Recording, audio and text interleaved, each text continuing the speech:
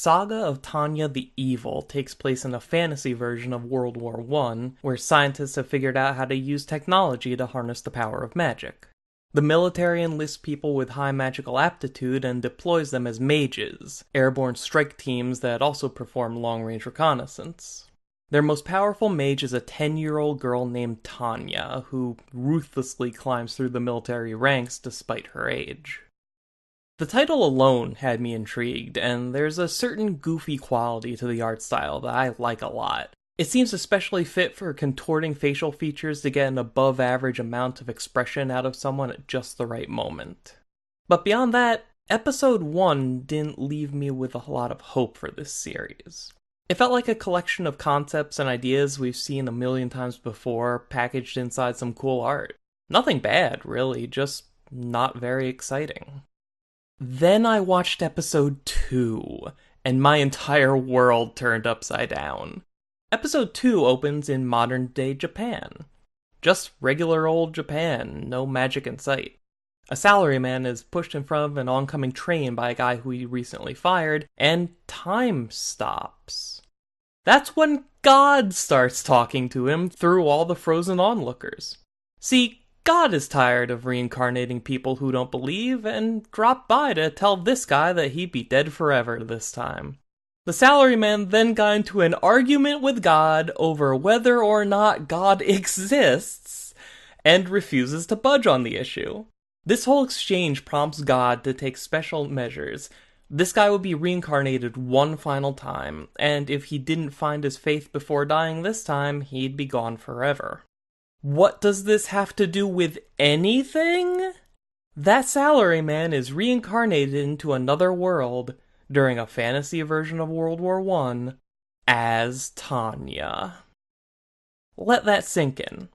Saga of Tanya the Evil is about a grown man in present-day Japan who got murdered and then argued with God hard enough that he was reincarnated as a little girl in an alternate reality's past. This is a completely different show than what the first episode would have you believe. Tanya retains full memory of her past life and chooses to enlist young as a way of escaping a life of poverty and maneuvering herself into a comfortable, low-level position tucked far away from the front lines. That plan goes out the window when she's ambushed during a training mission and manages to fight off a squad of enemy mages due to her own high magical aptitude. The military recognizes her for her achievement, and she begins climbing the ladder whether she wants to or not. Before long, she's leading a platoon on the front lines, all the while trying to figure out how to land a boring desk job somewhere safe. Just to keep things interesting, God occasionally pops in to check on Tanya, who still refuses to admit God is real, and since Tanya still hasn't changed one bit, God decides to add an interesting wrinkle into things. God makes it so that the only way for Tanya to use her magic is to say a prayer.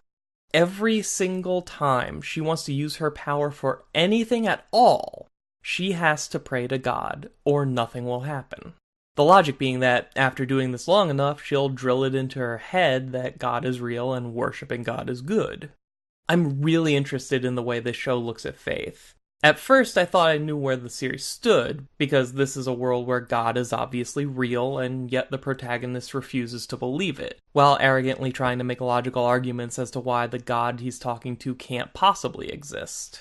Add to it the fact that the protagonist is expressly labeled as being evil, and it seems to send a pretty clear message that's dangerously close to being preachy and heavy-handed.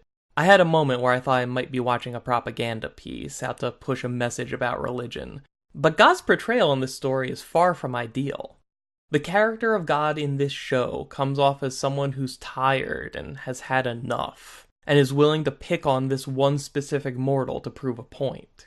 It isn't so much like any version of God popularized by modern religion, but more like the way we usually see the Greek pantheon portrayed, where Zeus can be a petty bully who messes with humans for selfish reasons. This is a show about a god who's just sort of done with it, and a human who's too arrogant for her own good, bickering with each other across time and space, and it's excellent. This bully is going to keep pushing this brat till she breaks, But Tanya's so full of herself that there's virtually nothing that God himself can do to make her admit she's wrong. This tug-of-war between them is so much fun to see play out. Part of me thinks that if this series got popular enough, Tanya could really mean something to people, as this character is literally a man trapped in a female body, struggling against both religion and the government. Having only seen 3 episodes, I cannot promise you that this show does anything great with the concepts of gender identity or faith, but the groundwork is very blatantly there if they choose to build on it. I like this series. I like how bizarre it is, I'm fascinated by the subject matter it plays with, and I can't get enough of how unlikable and likable the main character is. I'm incredibly happy that I watched past the first episode, because the pilot does not even suggest that this is what the series would be. This is a show I'll be sticking with till the end, and I can't wait to see where it goes. When was the last time a story started out one way but took a turn that really surprised you, for better or worse? Tell me in the comments below. Then take a look at the rest of my videos and subscribe so you'll see the next ones when they come out. Thanks for watching. I'll see you next time.